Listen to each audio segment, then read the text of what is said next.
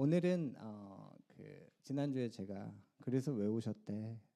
라는 설교를 했는데 이어지는 두 번째 시간입니다. 그리고 제가 다음 주는 총회라 다른 설교를 하고 아마 20일까지 요한복음 말씀을 전할 계획입니다. 그래서 예수님을 증언하는 사람, 예수님 이 땅에 오셨는데 왜 오셨는지를 저희가 다시 한번 이 말씀으로 생각해보는 시간 되길 원합니다.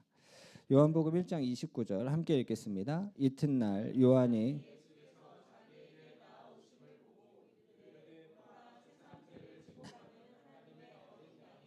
아멘. 여기에 보면 이제 요한이라는 사람이 등장하죠. 이 요한은 요한복음을 기록한 그 예수님 제자 요한이 아니라 우리가 그 세례 요한이라고 부르는 그 요한입니다. 세례 요한. 그래서 저는 오늘 설교할 때 이제 세례 요한이라고 하겠습니다.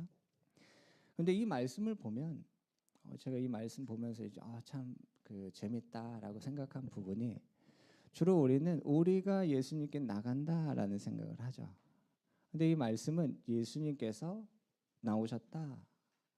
예수님께서 요한에게 나오셨다. 이러한 표현이 있어요. 그리고 요한은 그 예수님을 보면서 이 고백을 합니다. 보라, 세상 죄를 지고 가는 하나님의 어린 양이다. 우리가 잘 아는 말씀인데 사실 이 고백의 말씀은 요한복음에만 있어요. 마태, 마가, 누가복음에는 요 고백이 없습니다. 요한복음에 보라, 세상 죄를 지고 가는 하나님의 어린 양이다. 우리를 구원하실 분이 예수님이라는 얘기죠. 그래서 우리는 그 예수님을 바라보고 그 예수님을 믿음으로 구원받았습니다. 근데 이 말씀이 그냥 구원받고 끝이 아니라 여러분 지금도 우리의 삶에 여러 가지 수많은 문제와 어려움들이 있잖아요. 그럼 이 수많은 문제와 어려움 가운데에서 우리를 건져내고 우리를 구원하고 우리를 도울 분이 누굽니까? 그렇죠. 동일하게 예수님이라는 거예요. 그 예수님 보라는 겁니다.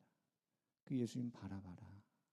그러니까 한 번 바라봤고 우리 구원받았다가 아니라 우리를 구원하실 분이 누구신지를 분명하게 알고 지금 우리가 맞이한 어려움 가운데에서도 우리는 예수님 바라보는 삶을 살아가기를 축복합니다. 어려울 때 여러분 예수님 바라봐야죠. 왜냐하면 그분이 우리의 구원자시라는 거예요. 정확하게 알아야 됩니다. 어디에 나의 구원이 있을까? 이 어려움에서 날 건져낼 수 있는 사람이 누굴까 찾아 헤매지 마시고요. 나의 구원자는 예수님이시다.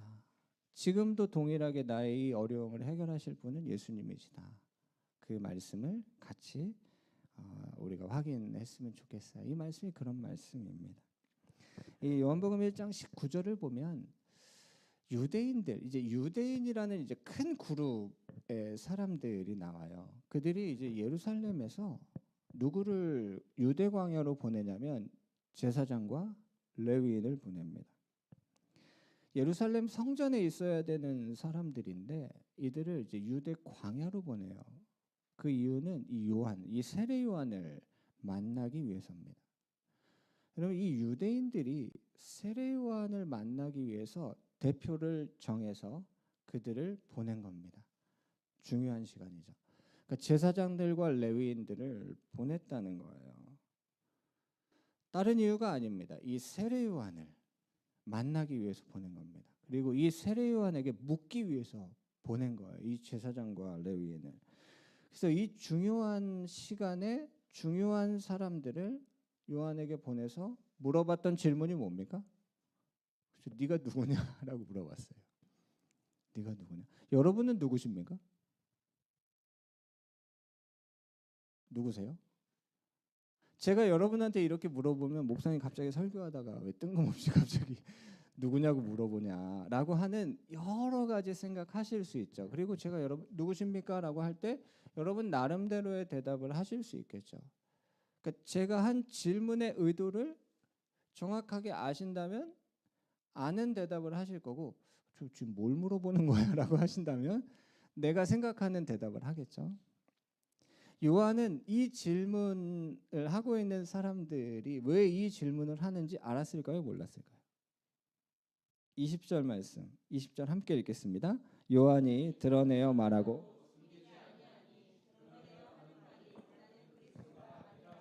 요한은 이 질문을 하는 이유를 알았어요.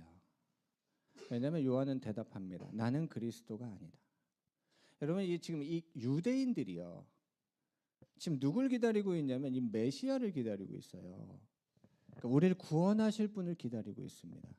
그런데 지금 저 유대 광야가 막 들썩들썩하는 거예요.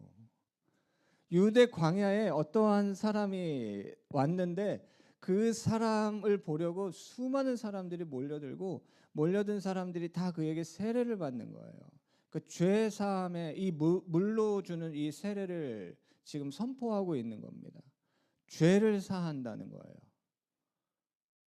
누가 죄를 사할 수 있습니까? 죄 사함의 이 그 세례를 행하고 있는 이 요한. 그러니까 이 유대인들이 어때요?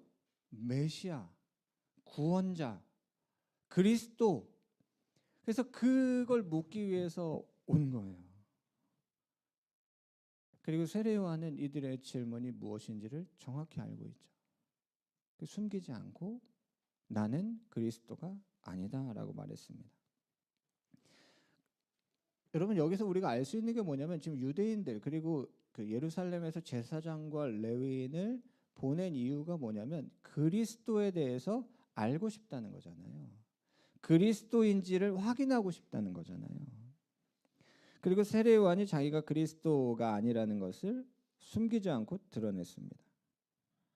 그러니까 지금 그곳에 있었던 다른 사람들도 이 얘기를 같이 들은 거잖아요. 그러니까 정확하게 얘기한 겁니다. 제사장과 레위인들은요 계속해서 요한에게 물어봐요. 21절 보면요. 그러면 누구냐? 엘리야냐? 그러니까 구약에 이제 예언이 되어 있는 말씀 중에 이제 엘리야를 보내실 거다라는 그러한 말씀이 있으니까 물어보는 거예요. 그러니까 선지자를 보내실 거다 하니까 물어보는 거예요. 그럼 선지자냐? 그럼 누구냐? 엘리야냐? 선지자냐? 22절에 또 묻습니다. 누구냐? 우리를 보낸 이들에게 대답하게 하라. 너는 너에 대해서 무엇이라고 말할 거냐라고 물어본 겁니다. 그리스도도 아니고 엘리야도 아니고 나는 선지자가 아니다. 여러분 지금 이 세례 요한은 자신이 누구인지를 분명하게 알고 있습니다.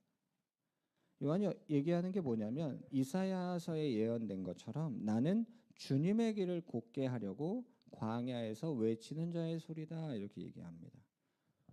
자신을 알고 있는 거예요. 여러분 어떻게 자신을 이렇게 정확히 알 수 있었을까? 그건 세례 요한이 예수님을 알고 있었기 때문입니다. 26절을 보면 요한이 이렇게 말합니다. 나는 물로 세례를 베풀지만 너희 가운데 너희가 알지 못하는 한 사람이 섰으니 27절에 나는 그분의 신발끈도 감당하지 못하는 사람이다 이렇게 얘기했습니다. 정확하게 아는 거예요. 그리고 예수님이 누구신지를 정확하게 고백하고 있습니다. 여러분 내 삶의 이유와 내 삶의 목적이 이렇게 흔들릴 때가 있거든요. 여러분 정말 한 주간 어떻게 사셨어요? 여러분 열심히 사셨잖아요. 여러분 여기에 계신 분들 중에 시간을 정말 가볍게 여기고 여러분들의 지금 살아가는 삶을 가볍게 여기고 살아가시는 분들이 없어요. 옆에 분들에게 한번 고백합시다. 수고하셨습니다. 정말 수고 많으셨어요. 근데 때론 그런 생각이 들 때가 있어요. 내가 지금 뭐 하고 있지? 내 삶의 이유는 뭐지? 내 삶의 목적은 뭐지? 이것이 이제 흔들릴 때가 있어요. 이걸 이제 우리가 좀 있어 보이는 표현으로 이제 정체성이라고 하잖아요. 정체성. 여러분 이 정체성은 주로 우리가 이제 청소년들에게 쓰는 그러한 단어입니다. 우리 아이들이요 정체성이 바로 서서 정체성이 잘 확립돼서 살아가는 그러한 자녀들 되도록 여러분 기도하고 계시죠? 정말 중요한 기도잖아요. 늘 나는 누구지? 라고 막 흔들리고 고민하면서 살아가길 원치 않잖아요. 그래서 이 정체성. 근데 제가 이 정체성이라는 주제로 이제 그 말씀을 전하거나 이제 강의를 할 때 늘 하는 그 말씀, 늘 이제 이제 성경에서 딱 데리고 오는 모델이 누구냐면 모세예요, 모세. 모세는요 80세에 하나님의 부르심을 받습니다. 그리고 그 엄청난 그 하나님의 그 사역에 하나님께서 내가 너를 통해 일을 행하겠다라고 하셨을 때 모세는 너무 중요하고 너무 진지하게 하나님께 질문을 해요. 그 질문이 뭐냐면 하나님 내가 누굽니까? 모세의 나이가 몇 살이라고요? 80이라고요. 여러분 여기에 80 되신 분 없죠? 그래서 지금 좀 흔들리셔도 괜찮습니다. 네. 모세는 80세에도 흔들렸어요. 내가 누굽니까? 여러분 내가 누굽니까라는 이 질문을 하나님이 들으셨어요. 여러분 이건 가벼운 질문이 아니에요. 그 모세에게 너무 중요한 질문이에요. 이 하나님의 부르심 앞에요. 모세가 했던 가장 첫 번째 질문이 이거예요. 내가 누굽니까? 내가 누구이기에 이러한 일을 할 수 있습니까? 그럼 여러분 모세가 이 질문을 하면서 기대했던 대답은 뭐냐면 모세야 너는 이런 사람이다. 내가 너를 이렇게 지었다. 넌 이걸 잘한다. 여러분 이런 대답을 기대하면서 하나님 내가 누구이기에 이걸 감당할 수 있습니까? 라는 이러한 질문을 한 모세에게 하나님이 너무나 중요한 대답을 해주시는데 그 대답이 뭐예요?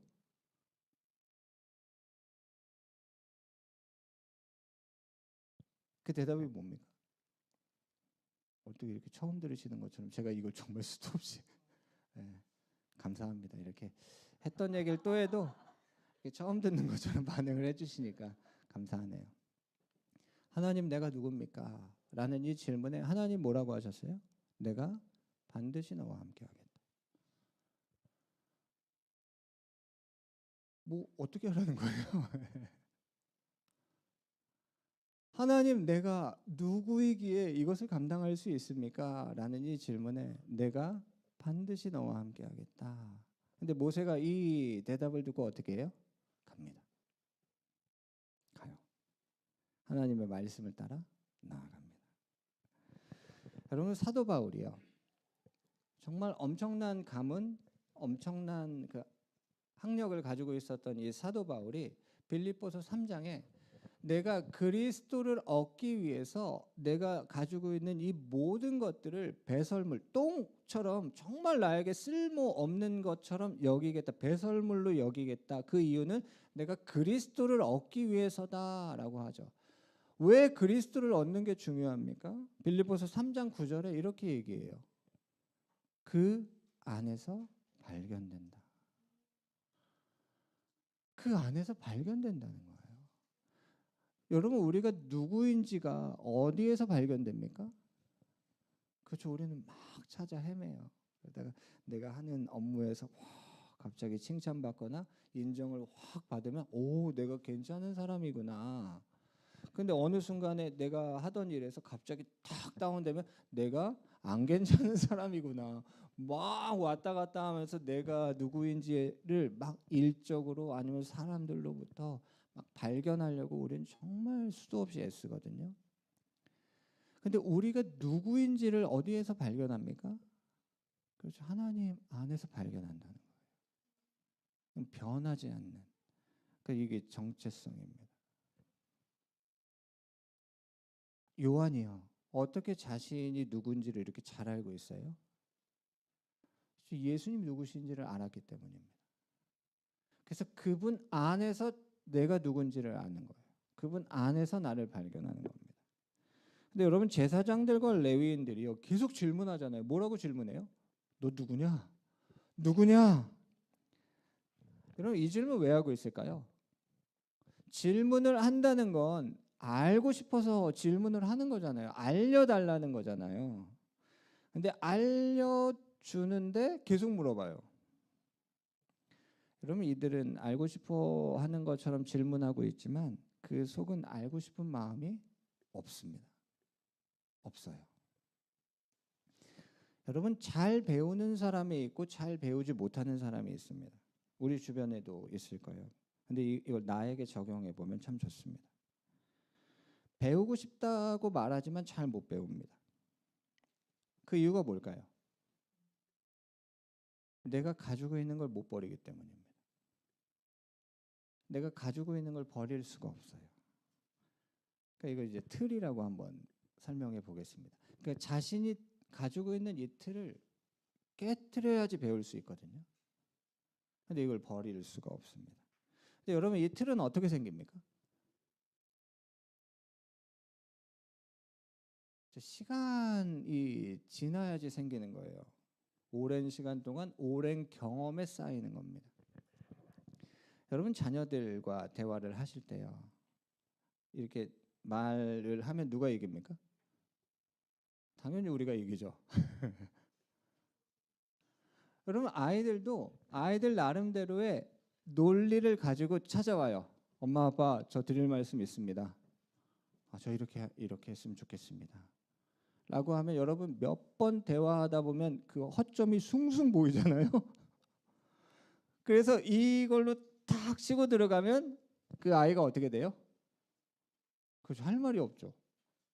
할 말이 없어요. 왜냐하면 나 나름대로 이렇게 준비한 이 논리가 한 번에 깨지는 거예요. 그러니까 쉽게 생기는 게 아닙니다. 이건 오랜 시간, 오랜 경험이 쌓여서 생기는 거예요. 그럼 배운다는 게 뭡니까? 다르게 표현하면요, 내가 틀렸구나, 이게 맞구나 라는 걸 인정하는 겁니다. 이게 아니었구나, 그리고 이게 맞구나 라고 인정해야지 그걸 내가 받아들이고 내가 그 안에서 배울 수 있거든요. 그래서 제가 예전에 그런 설교 때 그런 말씀 드린 적이 있는데, 우리가 늘 자녀들과 대화로 이길 때가 있지만 질 때도 있어요. 언제냐면 정곡을 찌를 때입니다. 그때는 엄마 아빠가 할 말이 없어요. 그때 우리의 반응은 두 가지 정도일 건데요. 인정하거나 눌러버리거나. 네가 뭘 한다고 하면서 그냥 눌러버리는 거죠. 왜냐하면 정곡이 찔리면요, 나도 뭐 어떻게 해야 될지를 모를 때가 있어요. 근데 그 아이가 한 얘기가 맞는데 그걸 인정하거나 아니면 눌러버리거나죠. 여러분 이 제사장들과 레위인들이요 가지고 있는 이 생각 어디에서부터 왔을까요? 여러분 이들은 말씀으로부터 왔다고 생각하고 있죠. 이 틀, 이 고정관념, 때로는 우리가 가지고 있는 이 고정관념이요 하나님이 하시는 일을 막아설 때가 있습니다. 도저히 이해할 수가 없는데, 제사장들과 레위인들은요 어떤 사람이에요? 하나님을 위해 살아가는 사람들입니다. 그것도 전적으로. 스스로도 뭐라고 얘기해요? 나는 하나님을 위해 살아간다고 말해요. 그런데 그들이 뭘 모릅니까? 하나님으로부터 보내심을 받은 사람이 있으니 그 사람이 요한이다라고 요한복음 1장 6절에 나와요. 그 집사님 뒤쪽에 요 말씀이 나와요. 요한이 누구라고요? 하나님으로부터 보내심을 받은 사람. 제사장과 레위인은 어떤 사람이에요? 하나님을 위해 살아가는 사람. 나 스스로도 그렇고 주변에 있는 사람들도 제사장과 레위인은 하나님을 위해 살아간다고 다 말해요. 그런데 이 제사장과 레위인이 누굴 몰라요? 하나님으로부터 보내심을 받은 요한을 몰라요. 놀랍지 않습니까? 그리고 심지어 예수님도 모릅니다. 이 제사장과 레위인은 예수님도 누구신지를 몰라요. 그래서 너희 가운데 너희가 알지 못하는 한 사람이 섰다라고 세례 요한이 그들에게 얘기한 거죠. 모르죠. 근데 여러분 모를 수 있습니다. 모를 수 있죠. 여러분 다 아십니까? 모르는 게 문제가 아닙니다. 여러분이 성경 읽으시다가 여기 잘 모르겠네 하고 이렇게 체크하시고 주일날 오셔가지고 목사님 제가 성경을 읽다가 이 부분이 잘 이해가 안 되는데 여기를 좀 알려주시면 좋겠어요 하고 저한테 딱 이렇게 물어보시면 저는 어떻게 할까요? 저도 모르겠는데요. 라고 하면 여러분 어떻습니까? 그렇죠. 이런 실망이 있을 수가 없잖아요. 목사님은 알 것 같아서 와서 물어봤는데 나도 모르겠다고 얘기하면 실망이 생기잖아요. 그렇죠. 여러분 이 말씀은 어떻게 보면 저한테 더 이렇게 깊게 다가오는데 그럼 제가 어떻게 할까요? 그렇죠. 일단 아는 척을 해봐야죠. 아, 네, 집사님 이 말씀은요. 아, 제가 보니까 모르는데 막 아는 척을 하려고 하면 정말 힘들잖아요.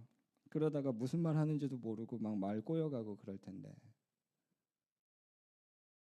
잘 모르겠다고 얘기하고 저도 연구해서 말씀드리겠다고 얘기할 수 있으면 되잖아요. 근데 그게 어려운 거예요. 제사장과 레위인들이 그걸 인정하는 게 어려운 거잖아요. 이 유대인들, 이 바리새인들이 그걸 받아들이는 게 어려운 거예요. 예수님 그들 가운데 서셨는데 모를 수 있죠. 모르는 게 문제가 아니다. 아멘. 제가 여러분에게 아멘을 강요하는 겁니다. 모르는 게 문제가 아니에요.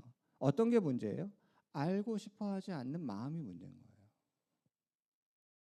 모르는 건 절대 문제가 아닙니다. 왜냐하면 우리 중에서는요. 어려서부터 교회를 다니신 분들도 있고 성경 지식이 많으신 분도 있어요. 근데 나이가 들어서 교회를 다니신 분들은 성경에 대해서 잘 모르실 수도 있어요. 어떤 분들은 기도를 오래 하시는 분도 있고 어떤 분들은 기도를 짧게 하시는 분도 있어요. 그러니까 그러한 것이 문제가 아니라 정말 내가 알고 싶은 마음이 있는가. 그것이 문제죠. 근데 이들은 알고 싶은 마음이 없었다는 거예요. 세례 요한은요. 하나님의 일을 했고 자신이 누군지를 알았고 그리스도가 누군지를 알고 있었던 사람입니다. 그래서 그 고백이 나오는 거예요. 나는 그분의 신발끈도 감당할 수 없다. 왜냐하면 그분이 얼마나 크신 분인지에 대한 고백이에요. 이건 알 때 나오는 고백입니다. 여러분 그런데 더더욱 놀라운 사실이 뭐냐면요. 세례 요한도 처음부터 모든 걸 알고 있었던 사람이 아니었다는 겁니다. 그럼 어떻게 알게 됐을까요? 요한복음 1장 1절과 2절을 보면 지난주에도 나눴던 말씀인데 이제 어떻게 보면 이제 천지창조가 생각나는 말씀이죠. 태초에 말씀이 계셨다. 이 말씀이 하나님과 함께 계셨으니 이 말씀은 곧 하나님이시다. 여러분 이 말씀에서 딱 중요하게 딱 우리가 붙잡아야 되는 두 글자 뭡니까? 그렇죠. 함께입니다. 함께. 여러분 2절 보세요. 2절에서 딱 무엇이 보이십니까? 그렇죠. 함께. 여러분 하나님은 천지를 창조하셨어요. 혼자요? 아니요. 함께. 여러분 하나님 나라에서 중요한 게 뭡니까? 함께입니다. 절대로 혼자서는 안 하십니다. 3절 보세요. 모든 것이 지음을 받았는데 하나도 그가 없이는 된 것이 없다. 어떻게 하셨다는 거예요? 함께 하셨다는 겁니다. 모든 것을 함께 하셨다는 거예요. 여러분 특별히 교회는 어떤 곳입니까? 교회는 혼자 일하는 곳이 아닙니다. 혼자 하는 게 편한데요. 왜냐하면 같이 하는 분들이랑 마음이 잘 안 맞는데요. 여러분 그러면 제가 이 정도까지 말씀을 드려야 되는데 절대로 혼자 하시면 안 됩니다. 혼자 하는 게 편해도 절대로 혼자 하시면 안 됩니다. 하나님 나라의 사역은 함께 하는 사역입니다. 여러분 혼자 하실 때 힘이 나세요? 함께 하실 때 힘이 나세요? 그렇죠. 함께 할 때 힘이 납니다. 그래야지 오래가고 그래야지 계속해서 할 수 있는 거예요. 혼자 한다고 생각해 보세요. 정말 힘듭니다. 근데 이게 힘들고 안 힘들고의 문제가 아니라 하나님 나라는 교회는 함께 하는 곳이라는 거예요. 함께 모든 것을. 이것이 너무너무 중요한 겁니다. 여러분 아까 보았던 요한복음 1장 6절을 보면 하나님께로부터 보냄을 받은 사람 그 이름은 요한이다. 이게 세례 요한인데요. 세례 요한의 사역을 간략하게 얘기하면 요한복음에는 자세하게 그런 기록은 없지만 세례 요한의 중요한 사역은 이제 증언하는 사역입니다. 예수님에 대한 증언이잖아요. 세례 요한의 사역의 활동 무대는 어디입니까? 광야예요. 유대 광야입니다. 제가 전에도 그런 말씀 드린 적이 있는데, 여러분 예루살렘 성전에서 설교하는 게 좋을까요? 유대 광야에서 설교하는 게 좋을까요? 아니, 비교 자체가 안 됩니다. 근데 세례 요한은 그 유대 광야가 자신의 그 사역의 그 거기가 무대였어요. 세례 요한이 뭘 먹고 살았습니까? 메뚜기랑 석청을 먹고 살았어요. 그냥 광야에 있는 메뚜기를 먹었고, 광야에 있는 그 돌에 있는 그 석청을 먹고 살았어요. 세례 요한은 어떤 옷을 입었습니까? 그렇죠. 약대털, 낙타털로 된 옷을 입고 살았어요. 부러우십니까? 세례 요한 어디 살아? 광야에 살아. 뭐 먹는데? 메뚜기랑 석청 먹어. 뭐 입고 살아? 털옷 입고 살아.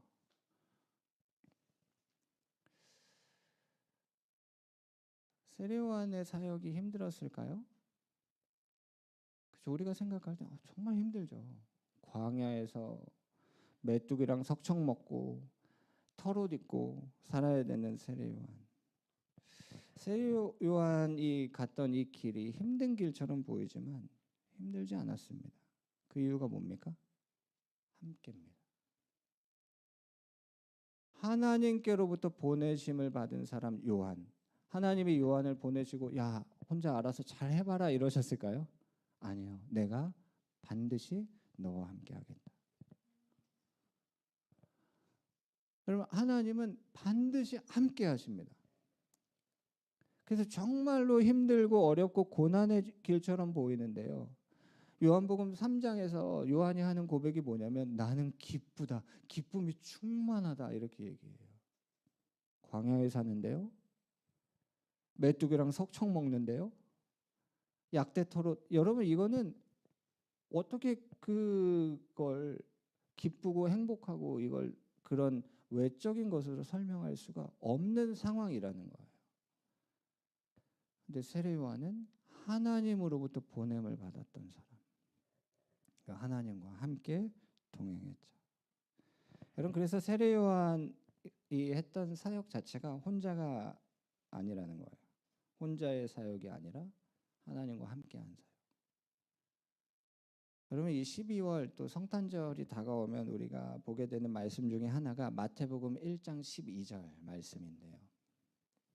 여러분 1년에 성탄절이나 이 12월 되면 요 말씀으로 설교 많이 들으시는데 예수님이 이 땅에 오셨어요. 그리고 이렇게 얘기합니다. 보라 처녀가 잉태하여 아들을 낳을 것인데 그의 이름을 뭐라고 하라고요? 임마누엘이라고 해라. 예수님의 이름이 뭐라고요? 임마누엘. 그 임마누엘의 뜻이 뭡니까? 그렇죠. 하나님이 우리와 함께 하신다요. 하나님이 우리와 함께 하신다. 그럼 세례 요한은요 하나님과 함께하면서 자신이 누구인지를 알았고 그리고 예수님 누군지를 알았어요. 여러분 이제 여름과 겨울에 학생들이 이제 수련회를 가잖아요. 저도 이제 청소년 사역하면서 이제 수련회가 정말 중요한 사역 중에 하나인데 수련회에서 가장 중요한 게 뭘까요?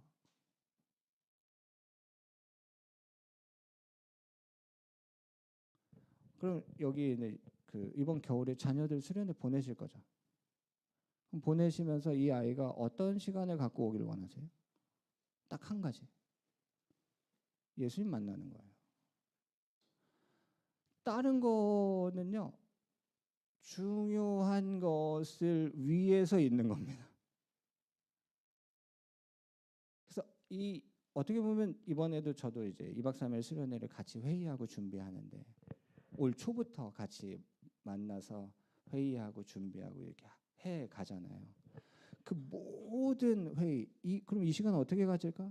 라고 하는 이 모든 나눔과 회의는요. 뭐 때문에 하는 거냐면 이 아이가 예수님 만나도록.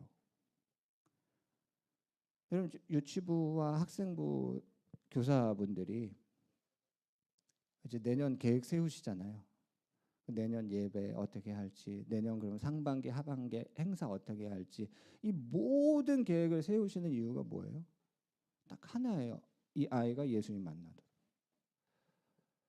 예수님 만나면 어떻게 됩니까? 그렇죠. 그게 끝입니다. 예수님 만나면 그게 전부예요. 누군가는 그렇게 얘기할 겁니다. 예수님 만나는 게 뭐? 예수님 만나는 게 다야? 라고 누군가 저한테 물어보면 전 뭐라고 대답할까요? 다야 라고 얘기할 겁니다. 그럼 그 증거가 어디 있습니까? 멀리서 안 찾아도 돼요. 우리가 그 증거예요. 나 어떻게 살아가지? 나 뭐 하고 살지? 라고 고민하고 갈등하던 우리가 예수님을 만나면서 우리의 삶의 이유를 찾아가요. 내 삶의 이유, 내 삶의 목적을 찾습니다. 세례 요한이 그런 사람이에요. 근데 아까 말씀드린 것처럼 요한이 어땠어요? 31절을 보면 나도 그를 알지 못했다. 여러분 처음부터 모든 걸 다 알고 있었던 사람이 아니라는 거예요. 33절에도 얘기해요. 나도 그를 알지 못했다. 근데 어떻게 했다는 거예요? 알아갔다는 거예요. 알았다는 겁니다. 근데 이 31절과 33절의 말씀을 보면 하나님께서 말씀하시면서 네가 누구를 만나게 될 텐데 이러한 일이 나타나는 그가 그리스도다 이렇게 얘기하셨어요. 그럼 세례 요한은 뭘 붙잡고 살았던 사람이냐면 아까 요한복음 1장 1절 2절에서 중요하다고 얘기하셨던 그 말씀을 붙잡고 살았던 사람이에요. 그 말씀 안에 거하며 살았던 사람입니다. 그래서 그 말씀이 이루어졌을 때 이분이구나를 알았던 사람이에요. 성령이 머무는 것을 보면 성령으로 세례를 베푼 이인 예수님인 줄 네가 알게 될 거다. 이 얘기를 했다는 거죠. 참 놀라워요. 하나님의 말씀 안에 거하는 사람. 말씀 안에 거한다는 걸 어떻게 표현할 수 있어요? 배우는 사람. 배우는 사람이요. 내가 봤는데 나랑 나이도 비슷한데? 예수님이랑 세례 요한이랑 태어난 그 시간이 얼마 차이 안 나잖아요. 마리아가 갔을 때 엘리사벳의 집에 갔을 때 그 태중에 세례 요한이 뛰놀았잖아요. 마리아는 이제 성령으로 잉태돼서 갔을 때. 그럼 세례 요한이 조금 먼저 태어나고 그 다음에 예수님 태어나신 거죠. 같은 나이, 비슷한 나이잖아요. 뭐 1살 차이일 수도 있고 같은 나이일 수도 있고. 요한이 언제 죽었습니까? 예수님보다 먼저 죽었어요. 30대 초반. 세례 요한의 삶이 허망합니까? 아니요. 세례 요한은 분명하게 자신의 삶의 이유를 알았고 자신의 삶의 목적을 알았던 사람이에요. 하나님이 주시는 그 기대와 소망을 품고 그 광야에서 이 세상을 향해 담대하게 선포하며 살았던 사람이 세례 요한입니다. 주님의 길을 준비하는 사람. 여러분 어떤 사람이 주님의 길을 준비합니까? 주님으로부터 보냄을 받은 사람이 주님의 길을 준비하는 겁니다. 우리예요, 우리. 우리가 그런 사람입니다. 하나님께서 우리를 건지셨고 하나님이 우리를 보내셨잖아요. 너희는 가라. 너희는 가서 가르치고 지키게 하고 제자 삼고 세례를 주고. 예수님 하신 말씀이 뭐예요? 내가 세상 끝날까지 너희와 항상 함께하겠다. 하나님으로부터 보냄을 받은 사람. 여러분 마지막 말씀인데요. 34절 보면요. 세례 요한은 그분을 보고 그가 하나님의 아들이심을 증언했습니다. 이게 우리가 살아가야 되는 삶이죠. 그래서 왜 오셨대? 예수님 왜 오셨어요? 그래서 우리를 구원하셨고 또 우리를 통해서 예수님, 그 구원자 되신 예수님을 전하게 하시는 겁니다. 여러분 우리의 자녀들도 이러한 삶을 살아가길 축복합니다. 내가 어디에 있든 무엇을 하든 나는 그분을 보고 그분은 하나님의 아들, 보라 세상 죄를 지고 가는 하나님의 어린 양이다. 여러분, 이러한 고백을 누가 합니까? 누가 이러한 고백할 수 있습니까? 이 세례 요한의 이 고백, 정말로 예수님 누구신지를 알고 그리고 내가 누구인지를 그 안에서 발견하고 살아가는 그러한 사람.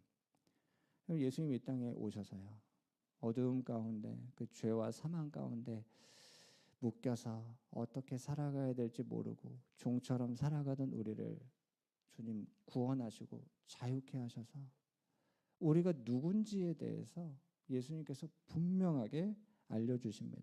그래서 우리는 그 안에서 발견되길 원합니다. 나 지금 어떻게 해야 되지? 나 지금 어떻게 살아가야 되지? 여러분, 고민되실 때는 늘 주님께 달려가시길 축복합니다.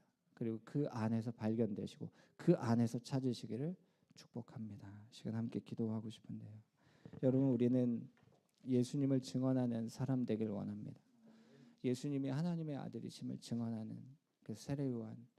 어떻게 보면 세례 요한의 삶은 부러운 모든 사람들이 나도 세례 요한처럼 살아가고 싶다라고 하는 그런 외적인 부러움을 하나도 갖고 있지 않습니다. 광야라는 곳에서 외치는 자의 소리, 그리고 정말로 그냥 그 광야에 있는 메뚜기와 석청을 먹으며 살아갔던 세례 요한, 그리고 정말 짧은 인생을 살았던 세례 요한.